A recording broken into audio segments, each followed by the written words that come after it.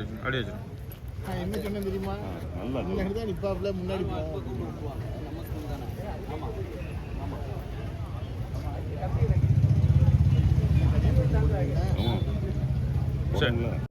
எங்கள் கிராமம் மாதவன்குறிச்சி கிராமத்தில் ஒரு பொது பாதையை மறித்து வச்சுக்கிட்டு ஒரு ஊருக்கே வழிவிடாமல் பண்ணிக்கிட்டு இருக்காங்க சில நபர்கள் சேர்ந்து.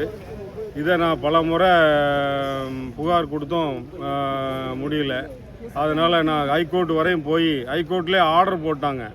எப்படின்னா 3ஆம் தேதி அடுத்த மாதம் இந்த ஹியரிங் வருது, அதுக்குள்ளேயே இதை மனுதாரர் 2019க்கு முன்னர் இருந்த நிலைமைக்கு கொண்டு வரணும்னு சொல்லி திருச்செந்தூர் ஆர்டிஓ உத்தரவு போட்டதை இம்ப்ளிமெண்ட் பண்ணிடுங்கன்னு சொல்லி ஆர்டர் போட்டாங்க ஹைகோர்ட்டில். அதை திருச்செந்தூர் ஆர்டிஓ கரெக்டாக தாசில்தாருக்கு அனுப்பிட்டார்.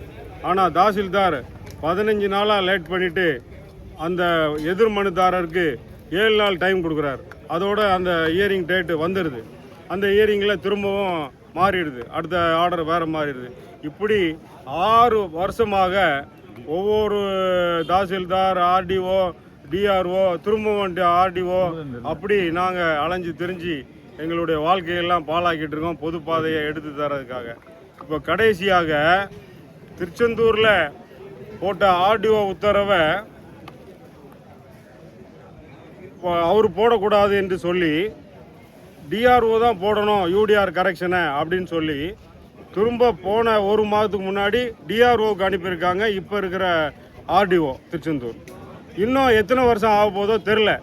அதனால் நான் இன்னைக்கு தூத்துக்குடி கலெக்டரை பார்த்து நான் மனு கொடுத்துருக்கேன்.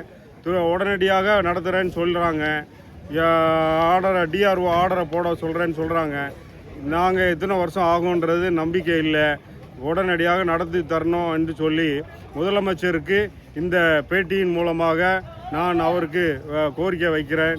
இந்த திருச்செந்தூரில் உள்ள பொது பாதையெல்லாம் ஒவ்வொருத்தரும் ஆக்கிரமித்து வச்சு நிறையா பாதிப்புகளை உண்டாக்கிட்டு இருக்காங்க. இங்கே இஸ்ரோ அண்டு உடங்குடி அனல் மின் நிலையம் எல்லாமே வருது.